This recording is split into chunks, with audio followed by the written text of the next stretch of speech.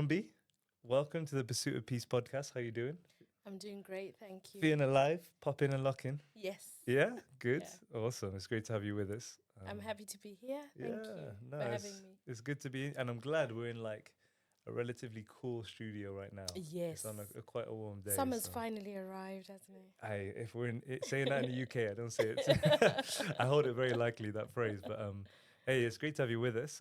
Before every episode, I love to tell the listeners, the viewers, what's going on. Okay. So I'm gonna just give you some flowers right now and tell people a bit about your life. So you can correct me if anything goes wrong. Otherwise, I'll just go with the flow. Okay. Is that okay? Great, yeah. So Rumbi, you are the founder and CEO of Tulia, which I know is an amazing organization that helps migrants to settle emotionally, legally, spiritually, in lots of different ways.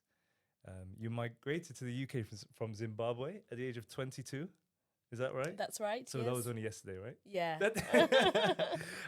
So you're a seasoned advocate for migrants, and you've been a solicitor for over 20 years, over 20 That's years right. of experience. Wow. With even a Supreme Court case that challenged the Home Office with for the minimum income threshold for spouses in 2017, and the case was called MM and others. That's right. Is that right? Yeah, we're rolling. Okay, I'm in the right place so You far. So you've had awards from the Zimbabwe Achievers Awards 3 times. You've had the Women on the Move Award. You're an author and co-author of multiple books. That's right. Yeah. Public speaker and trainer. Mm-hmm. You must read a lot of books also, Yes. or listen to a lot of audiobooks. Yeah. Which one? Read. Yeah. I haven't yet graduated to audiobooks. I still like to read books. Okay, yeah, you're chewing on it properly. Yeah. And also you class yourself as a Christian minister in the marketplace, trying to bring not just legal and emotional insights, but spiritual insights. And your biggest passion is for representing marginalized people and really empowering people through knowing their human rights and leading them to things such as employment. That's right. How did I do? You did very well. Did very well. Yes, come on. Okay, gold star for me. So yeah, I thought, who is that? It's you. I feel when I'm saying that, it's like His Royal Highness is ready to give you an MBE or OBE or something BE. Yeah. But yeah, it's great to have you with us. Thank you. That's awesome. So we always do a little warm up and starter in this podcast, so people can get to know you a bit more, but also can get your brain ticking and tell us a little bit about who Rumbi is. Okay. So we're going to play our game called Bucket, Bin or Bargain. Bucket, bin or bargain. Okay. Yeah. So bucket is like a basketball phrase, because like kind of linked to Guardian Ballers, a little homage to Guardian Ballers. Bucket, in basketball, if you score a basket and it goes in, they'll be like, oh, it's a bucket. Okay. Yep. So the bucket is something that's always a winner, like a really nice thing that you'd go for anytime, spend good money for it, those sort of things. The bin is if something, I give you an option and you go, this is absolute rubbish, I'm never going there, Okay. Forget that thing. And then we have the bargain. Mm-hmm. So the bargain is something where you do it, but only if it's cheap. Okay. Does that make sense? So yes. Bucket, bin, bargain. Yeah. Okay. So let's get rolling. So first one is a holiday. A woodland treetop retreat. Bucket, bin or bargain. So the woodland retreat, what I mean is you can get these like little cabins where they're literally like, it's like a tree house. Yeah. So you're really high above the ground in the woods. Bucket, bin or bargain? Bin. Bin? Why? Yes. Why not? I don't like heights. Interesting. And I like luxury. Okay. You don't think you could get some nice glamping ones, I would have thought. Yeah, but I don't like heights. The thought of being on a treetop. I know. I feel like you want to check that it's secure. You don't want to jump to it in case it falls down. Okay, next one. Food, shark meat. Bin again. Bin? Yes. Have you ever tried it or ever been offered? I'm not very adventurous with food. Okay. So I stick to what I know. Yeah. Yeah. Okay. So no sharks, crocodiles, no, thank you. Yeah. So this one's interesting. So I was in a few months ago in the Caribbean, and in Trinidad, they have a thing. They like batter it. So it's bacon shark. Oh, it's wow. like one of their traditional dishes type thing, and it'll be like shark but like battered. Oh. And actually, it's really nice. Is it? Really, it's kind of like a cross between chicken and fish and steak and Yeah, it's nice. I recommend if you ever go to Trinidad and Tobago, bacon shark. I'll try. Yeah, But check it out. I think when I think of a shark, I just think it's gonna kill me. Yeah. You know, it's crazy. Like when I Yeah. was there, I was like, okay, you know, I go to different countries. I think I always need to eat that meat that I can't eat anywhere else, and it's their Oh. traditional piece, you know. So Yeah. anyway, so it's a bin for shark for you. For me, I'd say maybe it would have been somewhere between a bucket and bargain. We'll have to see. Maybe Oh. like if they're selling it with like 30% off, then I'd go. So next drink is an easy one, off the shelf. Dr. Pepper. Bucket, bin, or bargain? Dr. Pepper. I'm binning everything. What? You don't like a Dr. Pepper? No, I like Coke. Okay, but Dr. So Pepper with the Dr. Pepper, cherry sauce. Pepsi, all that. I don't like that. Okay, wow. I can see here that your shopping list is very specific. Okay, next one. Clothing item, a baseball cap. Oh, bucket. Bucket? Yeah, You like a I like baseball cap? caps. It's a Yeah, go-to. they remind me of the 90s. Okay, nice. Are you And that was a nice. the Jordan vibe? Or Yes, like, yeah. Okay, yeah, like a Jordan. Little, Yes, yeah, yeah. a little piece there. Okay, next one, transport. Cycling.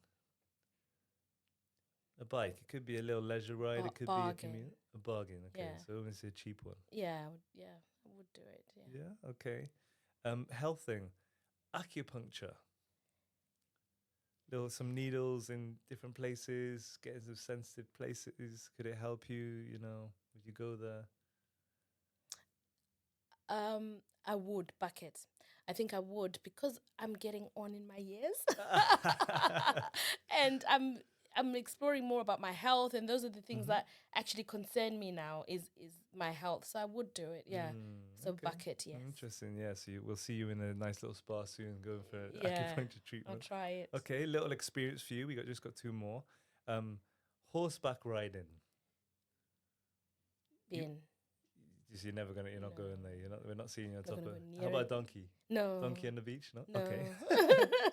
Okay, and then final one. You're a solicitor, so I'm going to stretch you a little bit here. I'm going to ask you to give me one which lands in the bucket, one which is the bin, and one which is a bargain. Okay. For justice activities, so things that bring justice. So you might think of like a justice march, or you might think of a podcast, or you might think of like a solicitor doing a certain action. Or does that make sense? So what would you say is like, in the bucket, you would invest lots of money in, you might be an investor, it might be for yourself, or it might be for someone else. What's something that is a bargain? Like you think it has impact, but maybe only if it's cheap, you'd implement that sort of justice activity. And then the bin is just some sort of justice activity where you're like, actually, I'm not a fan of this. So maybe a podcast as a bucket activity because it will reach lots of people, and you'll be able to get a lot for it from very little. So you can spread a lot of advice and help. It's a businesswoman talking there. Yeah, through a podcast.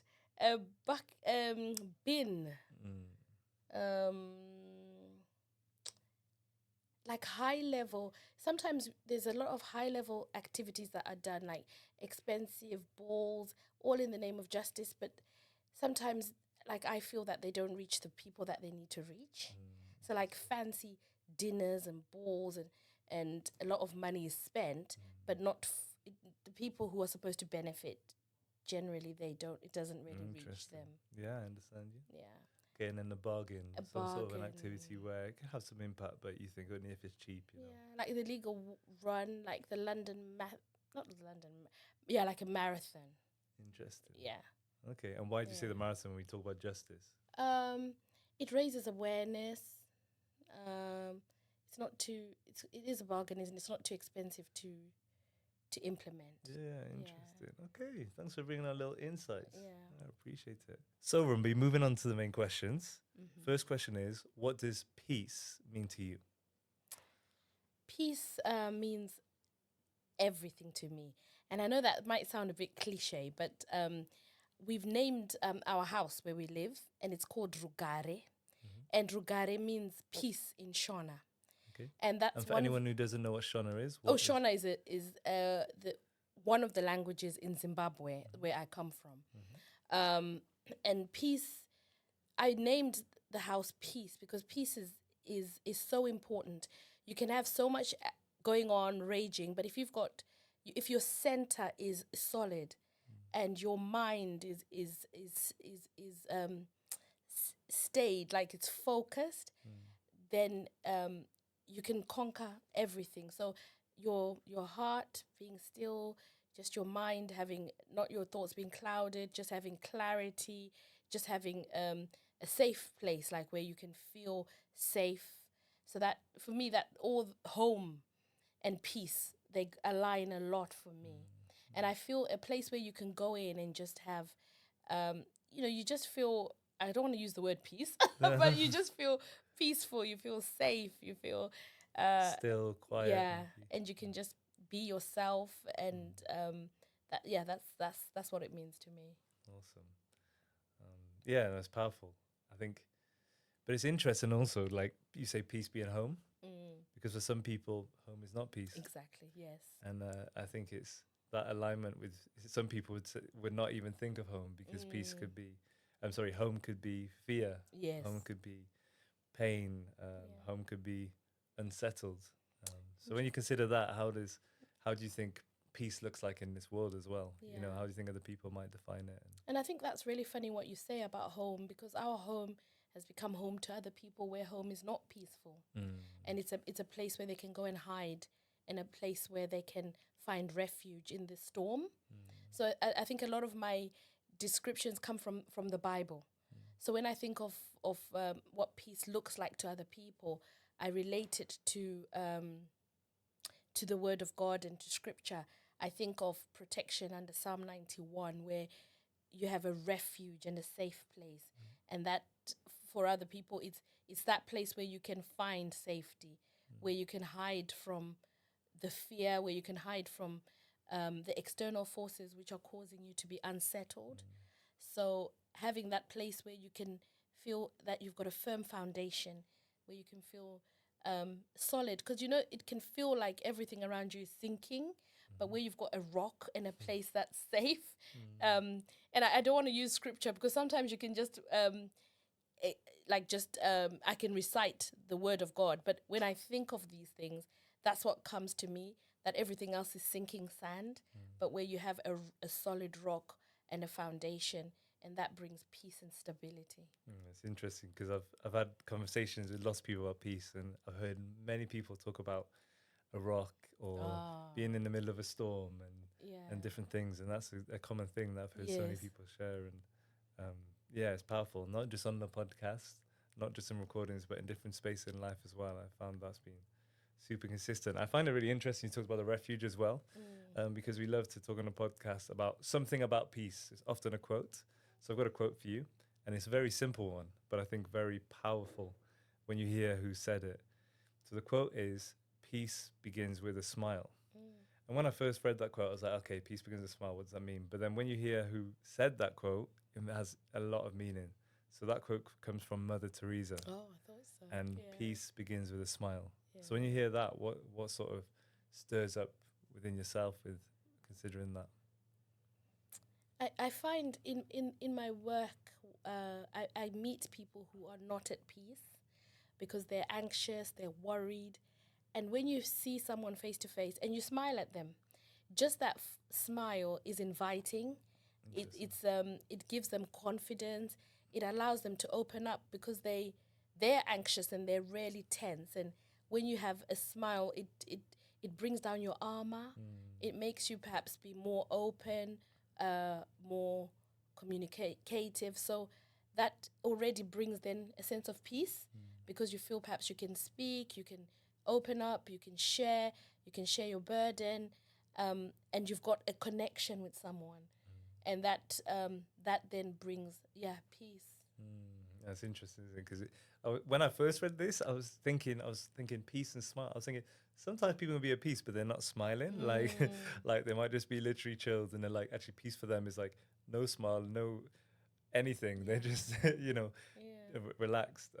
But then when I chew on it even more, peace begins with a smile. I love that. It's breaking down armor. It's enabling someone to then journey further towards peace. But I think it's also the dynamic, isn't it? That peace begins with a smile, because if I'm not at peace, someone else needs to smile at me to help me on my journey towards peace. Yeah. So I've got to be in a space with other people. Like if Yeah. I'm just an introvert in my own space and not seeing other people, might not see a smile. Or even like if I'm feeling depressed and I don't engage with someone socially, I don't have the opportunity to be smiled at. That's true. No, it's powerful.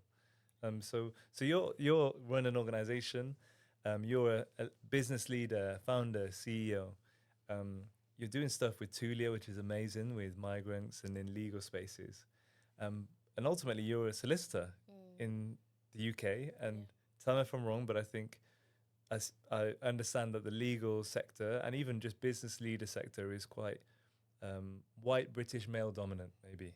So there's not as many people that look like you or live like you or have your DNA. So how do you find peace looks for you and peace looks like in your sectors that you function in? Now in 2024 where we are, it's much, there's more of us. So what do you mean more of us? More people like me, more women in business, more women business leaders. There's more, and I've been able to build a network of people. But when I first started, it felt like it was very difficult for me. It was challenging, and finding peace in that. It was constant breaking down barriers, forcing my way in. I felt I had to force my way in to make my place. And I often say no one opens doors for me. No one invites me to the table, so I create my own table. And I would say that, but it just felt really, I didn't experience a lot of peace, to be honest, around the season of my life when I was trying to start and set up in business and prove myself as a migrant, as a Black woman, as a young woman. Because when I started, when I set up the law firm, I set it up in a double dip session in 2008, and I was 32 with 3 children. And so there was a lot of challenges around that. And peace was something that was quite alien to me. If it was an alien concept, I don't think I experienced much peace during that time. But I would find spaces of refuge, and I actually got mentored by a white British man, an older man, a pastor. So I think that helped me to actually cope and learn how to break into those spaces by having a mentor from that background. It's only now that I'm talking to you that I'm actually thinking about it, that how did I find my peace in the midst of that, because there was a lot of chaos around that season of my life. But I found help through a mentor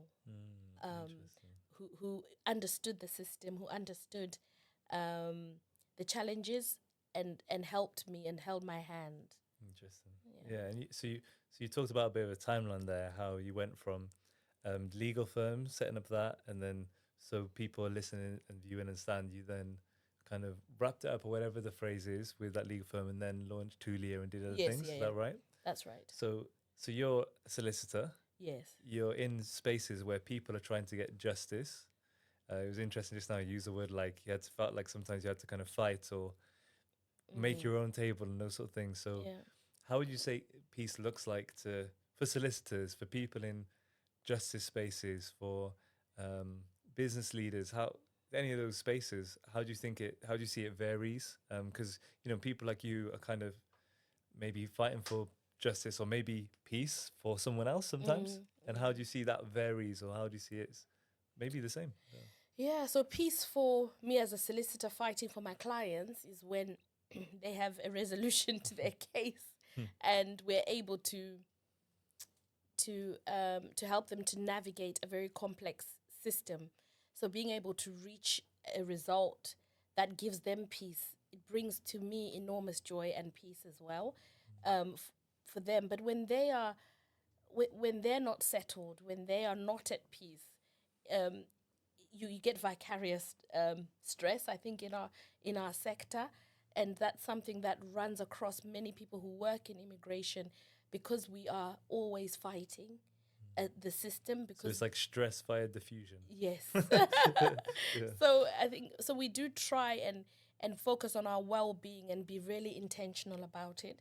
It's something that I didn't do, and I didn't think I needed like supervision or needed to actually have a therapist who I can talk to about work. But I've realized now, by being in spaces with other people in our sector, that it's important to be intentional and to find peace in the midst of everything else, and to leave work at work, and to try and have that, the difference between your place where you're resting and work, and leave work at work, so that you don't take it with you. And as a businesswoman, I think one of the things that I've learned is being able to be in the company of others who are going through the same journey, and being able to talk, and understand each other and understand the challenges, and just realize that you're not by yourself, and what you're going through is not unique to you. It's not your fault. It's not. You're not. Like sometimes you'll fail. Sometimes you won't do very well. And if you've got others who've journeyed with you, their stories, they always inspire, encourage, build up, and you find peace in that in that companionship and journeying together, and sharpening each other, giving each other solutions. So that's something that I found enormously helpful. Yeah, that's interesting. Like for me, recently I've been on a program with other business leaders in Aston University in Birmingham, and it's really life-giving. Once every 2, 3, 4 weeks to go into a space and sit with someone, and we have lunch, and then we have like seminars and lectures from 12 till 6. And you spend time, you're talking about finance and accounts, and the person sat next to you understands. You're talking about funding, the person next to you understands. You're talking about how to build your staff and all these other things, where sometimes, especially when you're a business leader and you're leading lots of people, you feel like it can be a bit lonely, I think. It's very lonely, I've experienced where you're in a space with 10 people, and because those 9 other people are being paid by their business leader or their CEO, they don't understand what the CEO is going through, if that makes sense. So it's, I totally get that. And I love what you talked about, and I really appreciate and respect when you talked about all these things. But you talked about how you were a mum. Yes. And I think the thing when we were speaking before this podcast, which was really powerful to me, is you talked about how when you migrated from Zimbabwe to the UK, so were you a solicitor in Zimbabwe, and then you came here? Yes. But you talked about how you were obviously caring for family throughout the whole time as well. So when you talk about this pursuit of peace and this journey of peace, there's actually a bit where you can have this title of solicitor or business leader or whatever, but actually you can be a carer at different points in your life, and unpack that journey a bit, and your story. Yeah, that journey is, I think, the most challenging. Being a mother, and coming from an environment where I moved here when I was quite young, and our oldest son, who's 26 now, he was just a baby. How old were you then? We don't. If someone does maths, you can say it quick, and then. So he was only 9 months old. No, I left him when he was 9 months old, and he joined me when he was 18 months old. Okay. Yeah. So he's now 26, and being a mom in a foreign country. So I was trying to adjust as a migrant to living in England. I was trying to get back into my career, being a wife as well, and being isolated from my family. I'd never been away from my parents, my siblings, and I grew up in a big family where we are in each other's business. We are all 5 of us, so our house was very boisterous, and we were very close with my siblings. So I was pulled away from that support structure and dropped in Peckham to start with in London. London. So trying to be a mom, set up business, carve my way. It was an experience that was difficult. I think it was a trauma. I think I had to recover. I had PTSD from it, and didn't realize actually from that the move, being away from family, being in a country where you have 365 days of sunshine. Interesting. Every year. We didn't have the lovely weather we have here. Okay, We had sunshine. So I came here in October. Like as in just it was so cold here. It was and so wet cold, and, so wet, short days, and I just wasn't used to that. And I think I didn't even realize the impact that it had on my mental health. And I was just powering through. And it's only when you stop to think and you realize that you've got trauma from that, and you can stop and start to unpack it. But for being a mom, caring for the children, my husband struggled as well with his mental health during the time when we were settling. So I was caring for him, caring for the children, and then trying to achieve my own career goals. So I would say, the first 15 years here in England were very tough. And I was always packing my bags and saying I'm going back home, because home was safe, home was peaceful, home was sunny, and I physically had family. packing your bags or in your head? In my head. Okay. In my head. I imagine you having like doors, like your bags at the door, like they're there, ready to go, And one day I had this, I wrote a blog post about it. And I was stuck in the middle of a road. It was like I was crossing the road. So I just ended up standing on the island and just breaking down and crying, because I felt I couldn't go back because there were cars on the other side, and I couldn't go forward, but it was metaphorical. I felt I couldn't go forward in England, and I felt I couldn't go back to Zimbabwe, because at the time we left, the political situation became very difficult. There was a lot that happened with the political issues around the country. So more people were coming here, and everybody was saying, don't come back, stay where you are. But I wanted to go back. And here I didn't see a way through. So caring for the children, settling, I think it wasn't just being a mom on its own, but it's in the context of everything else that was going around. It's well done for persevering. I think anyone who's lived their life and they haven't migrated, I've not migrated. Yes. From a country in a very different culture to a different culture. So you've given me insight into some of their journeys and struggles, and but I'm sure there's people who have, which are going, someone understands me. They understand, and that's why with work, I just get it when my clients come. I know, and they often say, like when they have rejections to stay here, they say, I wouldn't just come here if I could just stay in my country. I don't want to, but I'm forced to by the push factors that are there. So I always say to them, don't worry, you don't have to explain it to me. Yeah, you understand. I understand. You've lived it, you've walked it. And I think for me, I'm also being challenged in this moment. And I have been in the past when I've known about the work you do at Tulia and journey with other people, when I go to Rwanda and people are journeying around there, and just unpacking that actually sometimes I've got friends where they're in the UK and they don't like their job, and that's kind of wrecking their peace. But then if you said to them, you've got a home to go to and you don't have to apply for a visa, and that perspective can be really helpful, not to hit someone with a stick, but to give them a different picture to look at. Yes. I'll say. So no, it's powerful. And you've obviously done some amazing things professionally. And when we love to ask people about this question around like a bump in the road, because sometimes peace can be like a rosy glasses thing where I'm at peace and I feel really chill. But have there been any bumps in the road for you, or personal challenges or tragedies or things which have really rocked your peace, or kind of caused you to have to delve deeper or dig deep or learn more about how to regain some peace? Yes. Yeah, so I had in 2020, I had a show that I did, a Rumbi Bvunzawabaya show, so similar to like the podcast, and I loved doing it. But I had one guest that things didn't go as well, and it led to a social media storm, which led to disciplinary hearing for me as a solicitor. So that was really traumatic, because being a solicitor and being you're hauled before before your people that you're representing, or someone has to represent you, maybe. Yeah, so I had to get a solicitor. I had to get a solicitor. I had to pay him a lot of money. And you're like, I could have done this myself, but I'm just not allowed. I couldn't. I think I was too emotionally involved, but it was very good because he made me see. And he was very objective, and I had to learn. It was very stressful for me in terms of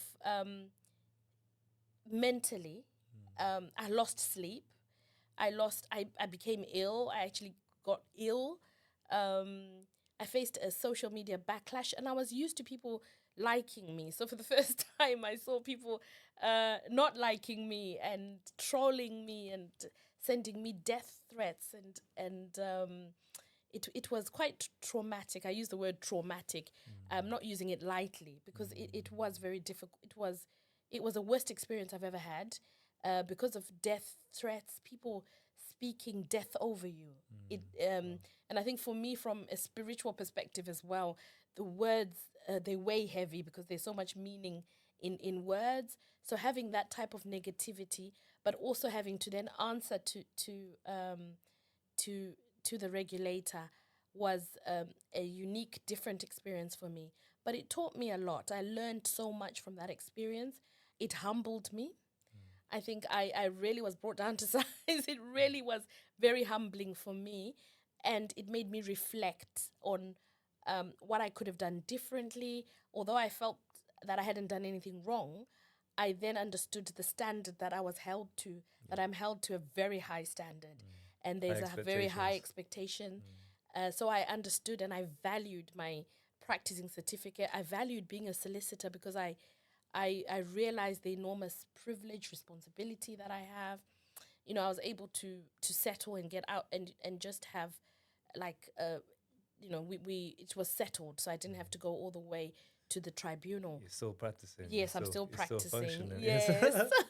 So, but it taught me a lot. It helped me to reflect. I had to learn to forgive.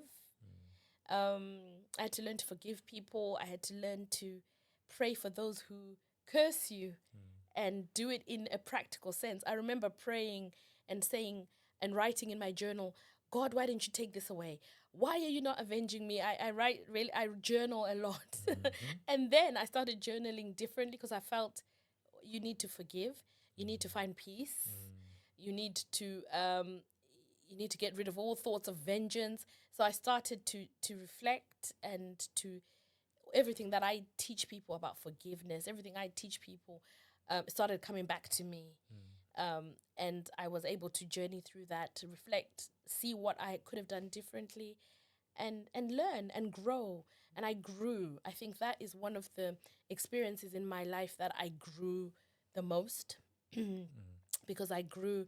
I stopped being a people pleaser, which robs you of your peace, because I really liked being liked. So I also had a need to be needed, because I was a hero, you know, when I help people with their work. So I was thriving on that, and it wasn't healthy. So that helped me to detach myself and not have that need to be needed or to be liked. It's interesting, because in that you just talked a lot about trauma and processing trauma. Yeah. And then earlier you were talking about the transition. Yes. And it's really, I can see how, you share about how trauma has been had. You need to recognize this trauma in some way, and you need to process it. Yes. Because otherwise it's just going to continue biting or continue lingering. Yeah. I once heard this quote where there was, I can't remember it perfectly, I was reading it in a book, but they were saying someone was looking to buy a house, and the person who owned the house previously said, you can have all of the house, but I want one nail. I want to own just one nail. So the homeowners were like, the new homeowners were like, yeah, it's fine. You can own that one nail, but we'll obviously buy the rest of the house. But what happened was the person who used to own the house before hung some dead, rotten flesh on that one nail. Oh. And so it was that principle of, even if you allow one person to have 1 ounce of your life, or one thing, something dead and rotten can still exist. That's true. So until you own your whole life and take over all control, that you're enabling things to come and still rot in your life. And I never forget that you have to, when you have, for example, trauma, you have to go, I'm going to own this whole house of mine, my life. I'm going to process everything, and even the stuff which is difficult. Because, for example, even using that one nail as an example, it might be really deeply rooted into, I don't know, a part of the wall, and you're gonna have to really hammer it and get it out. But once it's out, you own everything, and nothing can rot anymore. Does that make sense? Yeah. Yeah. That's profound. Yeah. So hey, that's pretty deep. That's some deep stuff. We're gonna just breathe for a little bit. How's that sound? So in every episode, we like to do a little self-care piece. Okay. So we've done things. It could be affirmations, could be various things, but we're just gonna breathe for a little bit. That's okay. Yeah. So there's different types of breathing exercise. We're going to do the 4-7-8 breathing. And what that means is you're going to breathe in for 4 seconds. You're going to hold for 7 seconds and breathe out for 8 seconds. Okay. But I thought, let me spice it up a little bit. So now and again, I like to do, just to confuse you a little bit, but so people can journey this as well. I do yoga sometimes, mainly because I'm really inflexible and I like to do sport and I want to be injury free. Secondly, because I do find it quite chilling and peaceful and relaxing. And in yoga, I've done this thing before where they help with this breathing. So you're going to get your 2 fingers, your thumb and your index finger, as if you're pinching, and you're going to put them like either side of your nostrils. Yeah. Okay. And when you breathe in, you're going to close one nostril and breathe in through the other one. And then when you hold, you're going to close both the nostrils together. And then you're going to put your other finger to close the first nostril and breathe out through the other one. So I'll describe it one more time. So, for example, when you breathe in, if you're right-handed, your right thumb will go to your right nostril and close it. Breathe in through your left. Then you combine them together by pinching your nose so there's no air can come in or out. And then you'll release your thumb and put your index finger to close and breathe out through the other one. Okay, you with me? Yeah. So we're just going to do a couple of breaths. We'll do a couple of rounds. I'll physically do it with my fingers, but I'll just talk us through it, okay? Okay. So close your right nostril first. Breathe in. 1, 2, 3, 4. Okay, and hold. Close both nostrils. 2, 3, 4, 5, 6, 7. Breathe out through your other nostril. 2, 3, 4, 5, 6, 7, 8. Breathe in through the other nostril. 1, 2, 3, 4. Hold. Close the nostrils. 2, 3, 4, 5, 6, 7. Breathe out. 2, 3, 4, 5, 6, 7, 8. Breathe in through the other nostril. 2, 3, 4. Hold. 2, 3, 4, 5, 6, 7. Breathe out. 2, 3, 4, 5, 6, 7, 8. One more round. Breathe in. 2, 3, 4. Hold. 2, 3, 4, 5, 6, 7. Breathe out. 2, 3, 4, 5, 6, 7, 8. And resume to your normal breathing. I know it takes a little coordination with the brain, but it's nice to slow down and breathe, right? It is. Yeah. How often do you take time to breathe? Not enough. Not enough. Not enough. I was about to say never, because I breathe every day. Yeah. But I don't take time, stop and do breathing exercises. So I was thinking on that as well. I find sometimes more and more, I spend a lot of time. I like to intentionally exhale and like almost sigh. I read something before around for your well-being. Like it can be really good to like. Like force, like it sounds like a sigh, like an exhale. Yeah. I find that really helpful. It could. Twice a day, you did 10 seconds. You just intentionally breathe for 10 seconds. There you go. There's something. I'll do it. That's a challenge. Yeah, there's a challenge. Yeah. Okay, so we're gonna come into land soon. You said about that. We're gonna come into land. Yes. Yeah. but it's been a good time. It has. So we do a question on the podcast around the wrestle that's worth it.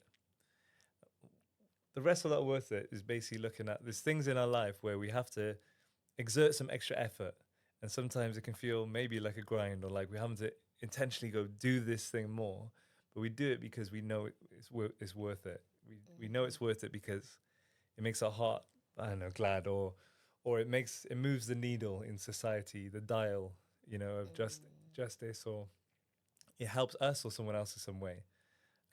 So when you think about the wrestle that's worth it, I think about all the different things that you juggle, maybe from Tulia to the stuff with you shared about launching a residential home for children. Yes.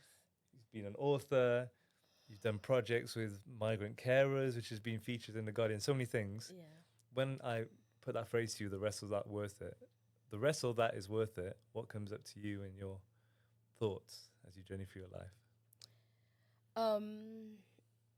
I think the wrestle that I'll say is worth it is, there's quite a few, but the one that comes straight to mind is RBM Solicitors, which is the solicitors firm that I set up in 2008. So RBM are my initials, Rumbi Bernadette Midzi. That's my maiden name. So that was hard work, like physically, emotionally, and it took a lot out of me in terms of being able to start up something from scratch.